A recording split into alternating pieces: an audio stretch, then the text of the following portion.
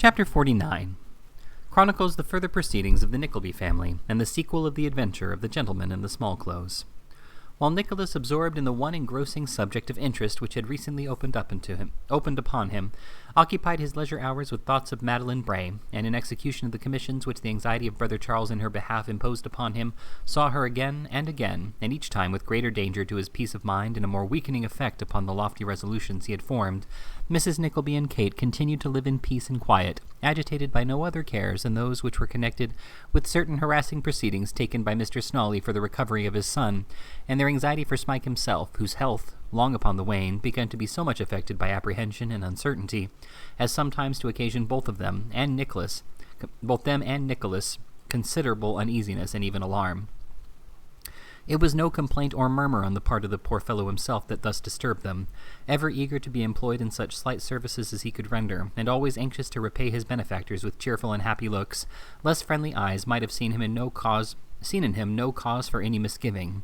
But there were times, and often too, when the sunken eyes were too bright, the hollow cheek too flushed, the breath too thick and heavy in its course, the frame too feeble and exhausted to escape their regard and notice. There is a dread disease which so prepares its victim, and as it were for death, which so refines it of its grosser aspect, and throws around familiar looks, unearthly indications of the coming change, a dread disease in which the struggle between soul and body is so gradual, quiet, and solemn, and the result so sure, that day by day and grain by grain the mortal part wastes and withers away, so that the spirit grows light and sanguine with its lightening load, and, feeling immortality at hand, deems it but a new term of mortal life, a disease in which death and life are so strangely blended that death takes the glow and hue of life, and life the gaunt and grisly form of death, a disease which medicine never cured, wealth never warded off, or poverty could boast exemption from, which sometimes moves in great giant strides, and sometimes at a tardy sluggish pace, but, slow or quick, is ever sure and certain. It was with some faint reference in his own mind to this disorder, though he would by no means admit it, even to himself, that Nicholas had already carried his faithful companion to a physician of great repute. There was no cause for immediate alarm, he said. There were no present symptoms which could be deemed conclusive. The constitution had been greatly tried and injured in childhood, but still it might not be, and that was all. But he seemed to grow no worse, and as it was not difficult to find a reason for these symptoms of illness and the shock and agitation he had recently undergone, Nicholas comforted himself with the hope that his poor friend would soon recover. This hope his mother and sister shared with him, and as the object of their joint solicitude seemed to have no uneasiness or despondency for himself, but each day answered with a quiet smile that he felt better than he had upon the day before, their fears abated, and the general happiness was by degrees restored.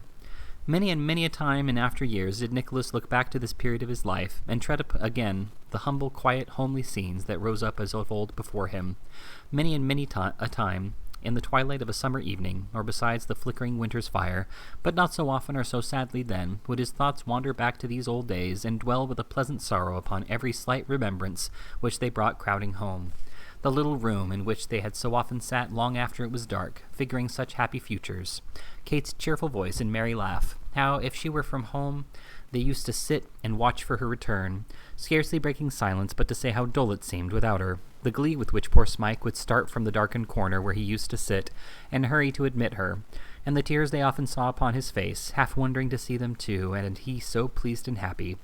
Every little incident, and even slight words and looks of these old days, little heeded then, but well remembered when busy cares and trials were quite forgotten, came fresh and thick before him many and many a time, and rustling above the dusty growth of years, came back green boughs of yesterday.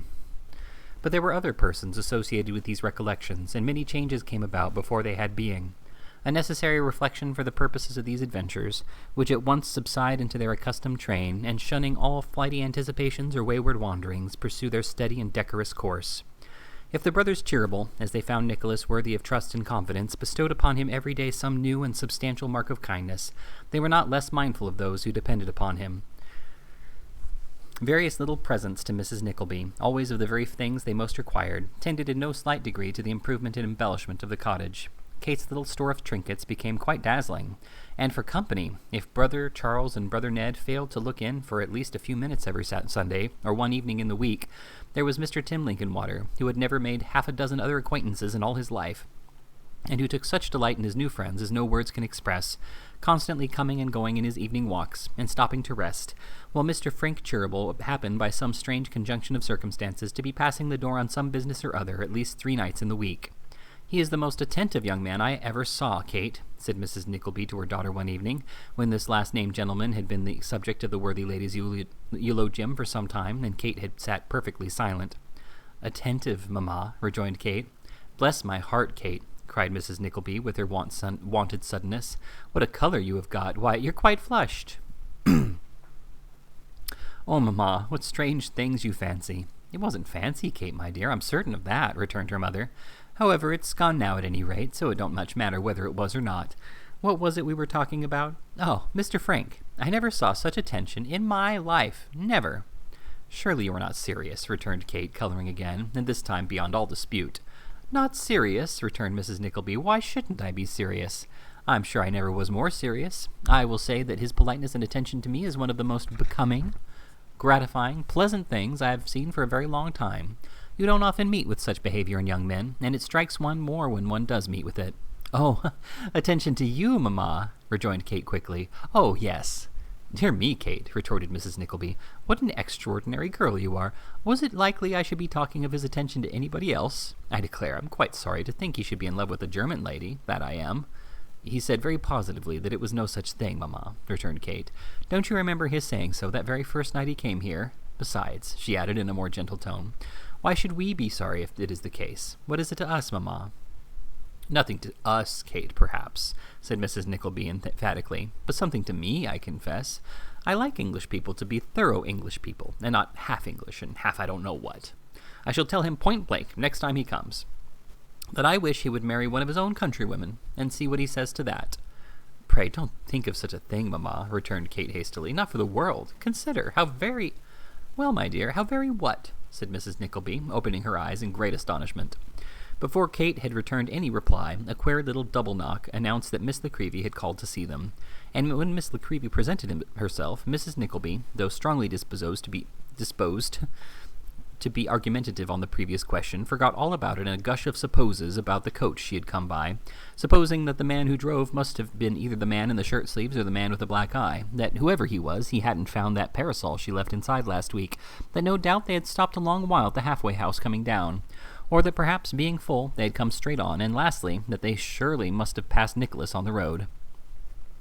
"I saw nothing of him," answered Miss La Creevy, "but I saw that dear old soul, Mr. Lincolnwater, taking his evening walk and coming on to rest here before he turns back to the city, I'll be bound," said Mrs. Nickleby. "I should think he was," returned Miss La Creevy, "especially as young Mr. Cheeryble was with him." "Surely that is no reason why Mr. Lincolnwater should be coming here," said Kate. "Why, I think it is, my dear," said Miss La Creevy. "For a young man, Mr. Frank is not a very great walker, and I observe that he generally falls tired and requires a good long rest when he has come as far as this. But where's my friend?" said the little woman, looking about after having glanced slyly at Kate. "He has not been run away with again, has he?" "Ah, where is Mr. Smike?" said Mrs. Nickleby. "He was here this instant." Upon further inquiry, it turned out, to the good lady's unbounded astonishment, that Smike had that moment gone upstairs to bed. "Well, now," said Mrs. Nickleby, "he is the strangest creature. Last Tuesday— was it Tuesday? Yes, to be sure it was. You recollect, Kate, my dear, the very last time young Mr. Cheeryble was here.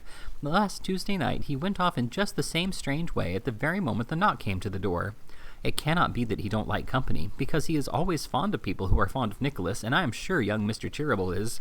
And the strangest thing is that he does not go to bed. Therefore, it cannot be because he is tired. I know he doesn't go to bed, because my room is the next one, and when I went upstairs last Tuesday, hours after him, I found that he had not even taken his shoes off, and he had no candle, so he must have been sat moping in the dark all the time." "Now, upon my word," said Mrs. Nickleby, "when I come to think of it, that's very extraordinary." As the hearers did not echo the sentiment, but remained profoundly silent, either as not knowing what to say, or as being unwilling to interrupt, Mrs. Nickleby pursued the thread of her discourse after her own fashion.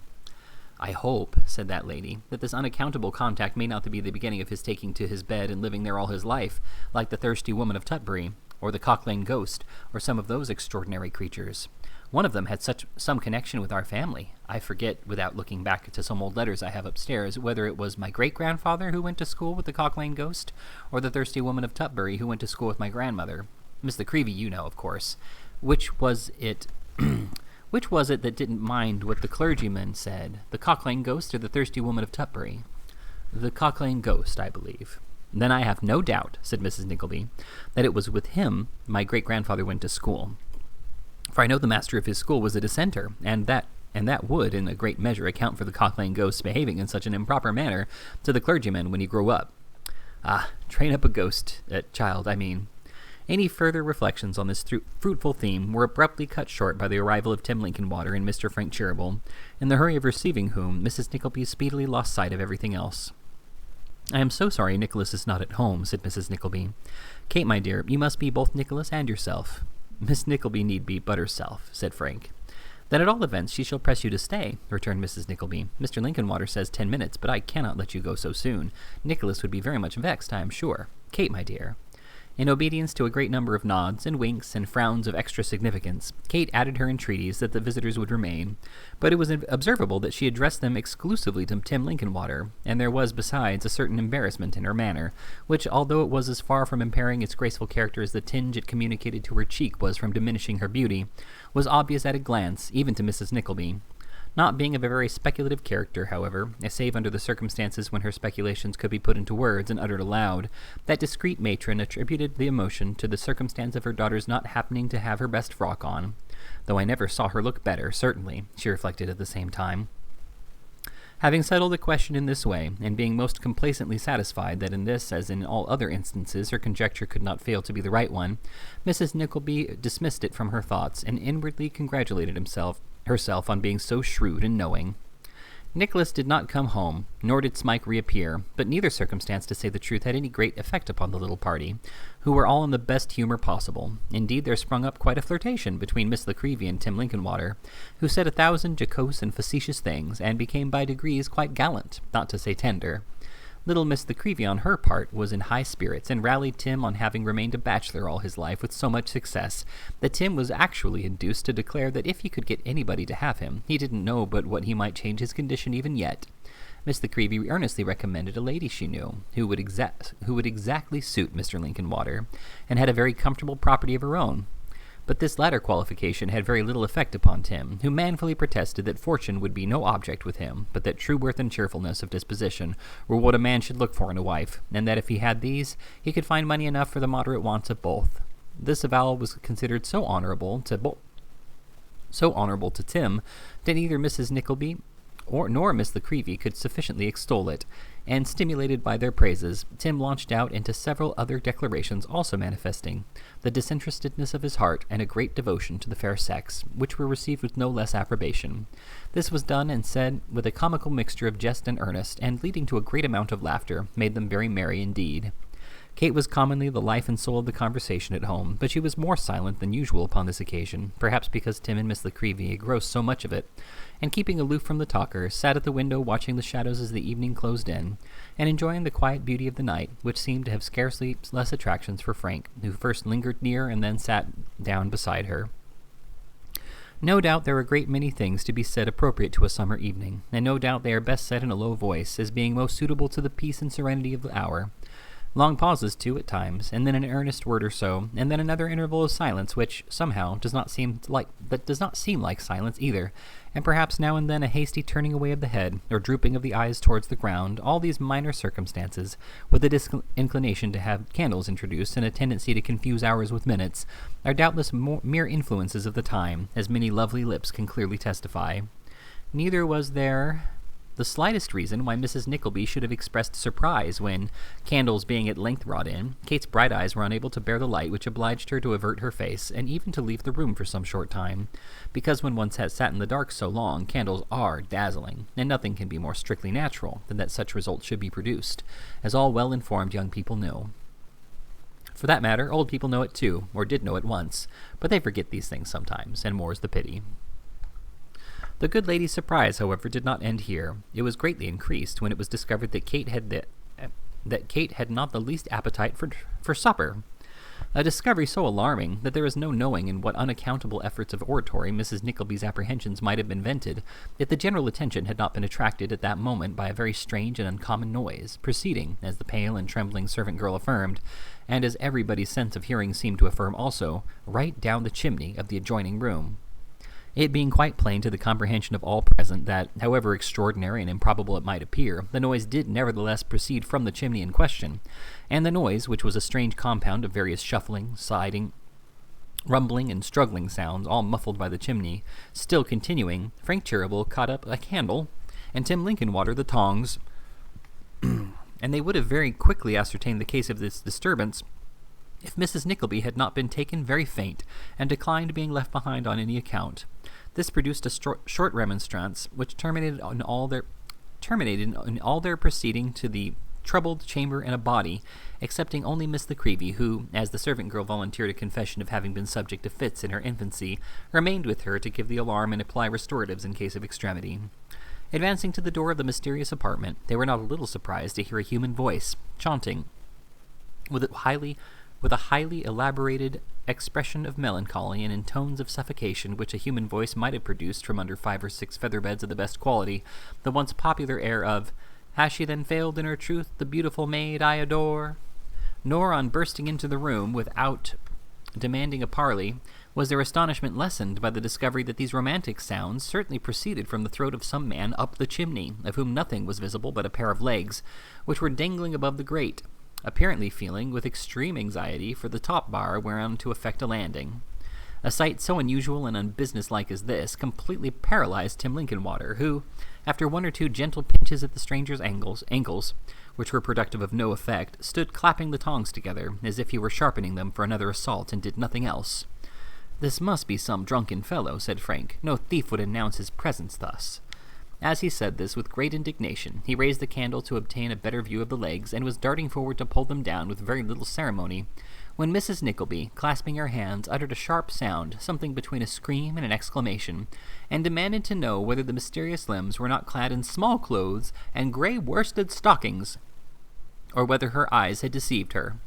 "Yes," cried Frank, looking a little closer. "Small clothes, certainly, and rough grey stockings, too. Do you know him, ma'am?"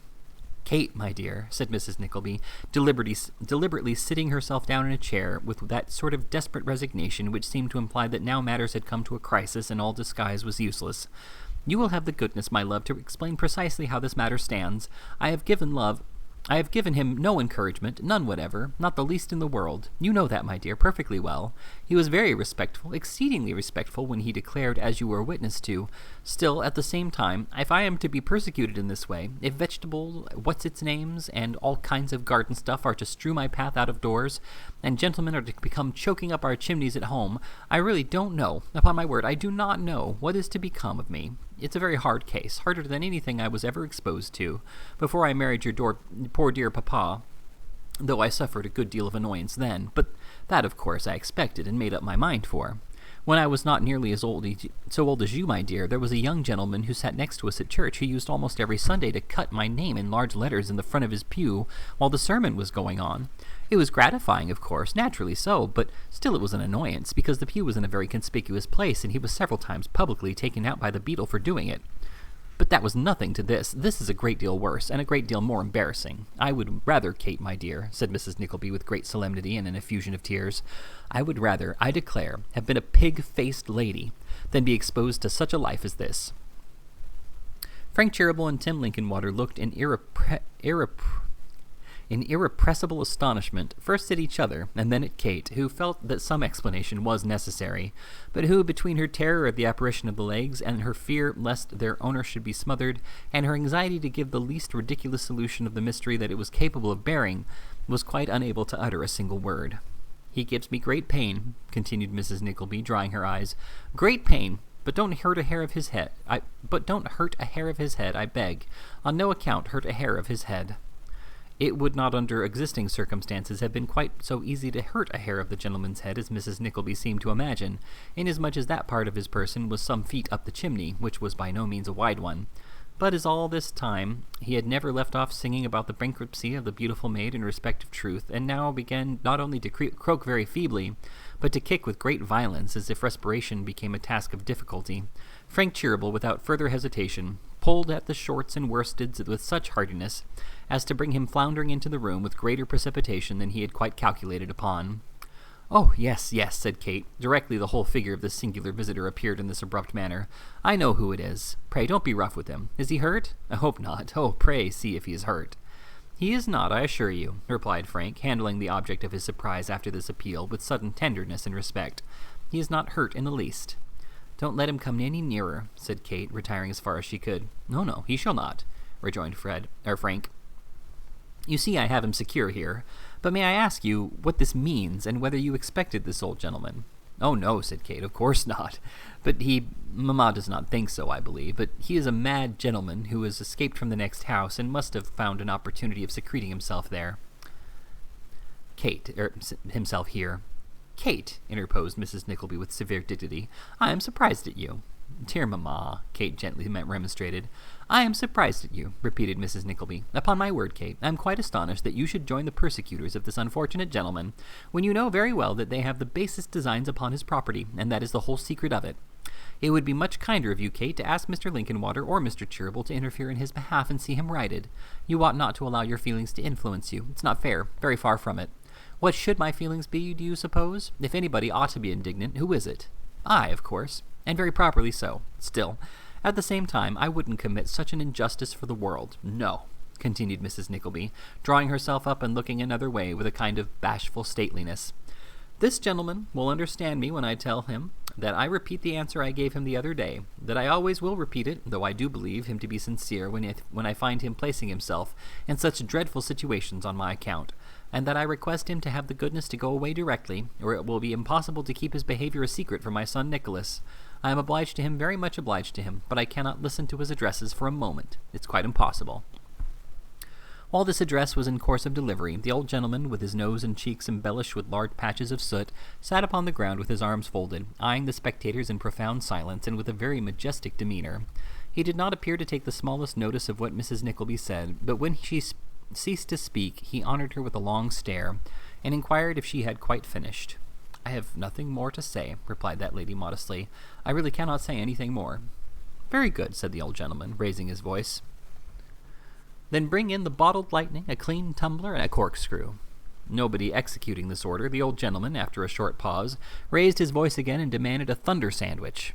This article not being forthcoming either, he requested to be served with a fricassee of boot-tops and goldfish sauce, and then, laughing heartily, gratified his hearers with a very long, very loud, and most melodious bellow. But still Mrs. Nickleby, in reply to the significant looks of all about her, shook her head as though to assure them that she saw nothing whatever in all this, unless indeed it were a slight degree of eccentricity. She might have remained impressed with these opinions down to the latest moment of her life, but for a slight train of circumstances which, trivial as they were, altered the whole complexion of the case.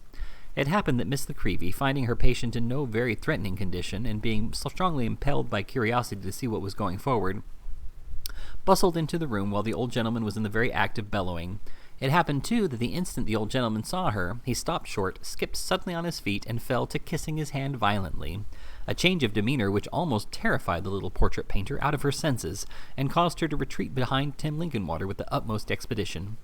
"Aha!" cried the old gentleman, folding his hands and squeezing them with great force against each other.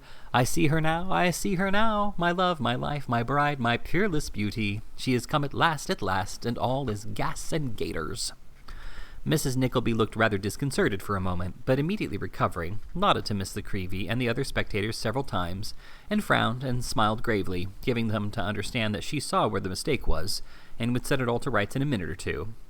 "She is come," said the old gentleman, laying his hand upon his heart.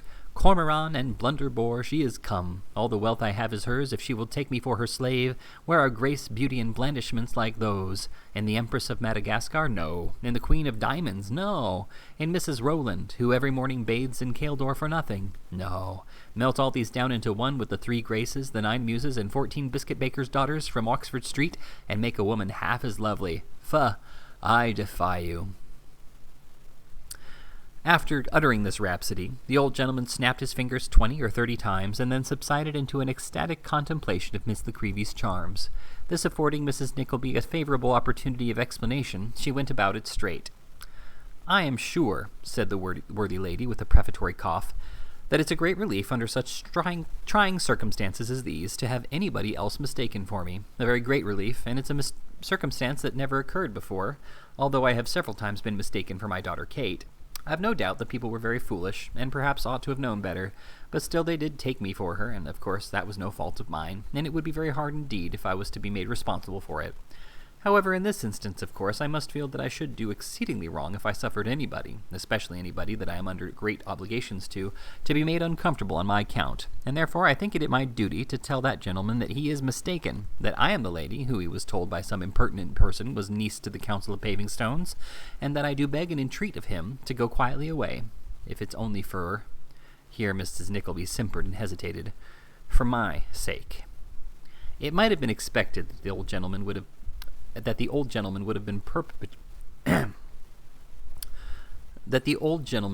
been penetrated to the heart by the delicacy and condescension of this appeal, and that he would at least have returned a courteous and suitable reply. What then was the shock which Mrs. Nickleby received when, accosting her in the most unmistakable manner, he replied in a loud and sonorous voice, "Avaunt, cat!" "Sir!" cried Mrs. Nickleby in a faint tone. "Cat!" repeated the old gentleman. "Puss, kit, tit, Grimmelkin, Tabby, Brindle, whoosh!" With which last sound, uttered in a hissing manner between his teeth, the old gentleman swung his arms violently round and round, and at the same time alternately advanced on Mrs. Nickleby and retreated from her, in that species of savage dance with which boys on market days may be seen to frighten pigs, sheep, and other animals, when they give out obstinate indications of turning down a wrong street. Mrs. Nickleby wasted no words, but uttered an exclamation of horror and surprise, and immediately fainted away. "I'll attend to mamma," said Kate hastily. "I am not at all frightened, but pray take him away. Pray take him away." Frank was not at all confident of his power of complying with this request, until he bethought himself on the stratagem of sending Miss La Creevy on a few paces in advance, and urging the old gentleman to follow her. It succeeded to a miracle, and he went away in a rapture of admiration, strongly guarded by Tim Linkinwater on one side, and Frank himself on the other. "Kate," murmured Mrs. Nickleby, reviving when the coast was clear, "is he gone?" She was assured that he was. "I shall never forgive myself, Kate," said Mrs. Nickleby. "Never. That gentleman has lost his senses, and I am the unhappy cause." "You the cause?" said Kate, greatly astonished. "I, my love," replied Mrs. Nickleby with a desperate calmness. You saw what he was the other day. You see what he is now. I told your brother weeks and weeks ago, Kate, that I hoped a disappointment might not be too much for him. You see what a wreck he is. Making allowance for his being a little flighty, you know how rationally and sensibly and honorably he talked when we saw him in the garden. You have heard the dreadful nonsense he's been guilty of this night, and the manner in which he has gone on with that poor unfortunate little old maid. Can anyone doubt how all this has been brought about?" "I should scarcely think they could," said Kate mildly. "I should scarcely think so either," rejoined her mother. "Well, if I am the unfortunate cause of this, I have the satisfaction of knowing that I am not to blame. I told Nicholas. I said to him, 'Nicholas, my dear, we should be very careful how we proceed.' He would scarcely hear me. If the matter had only been properly taken up at first, as I wished it to be. But you are both of you so like your poor papa. However, I have my consolation, and that should be enough for me."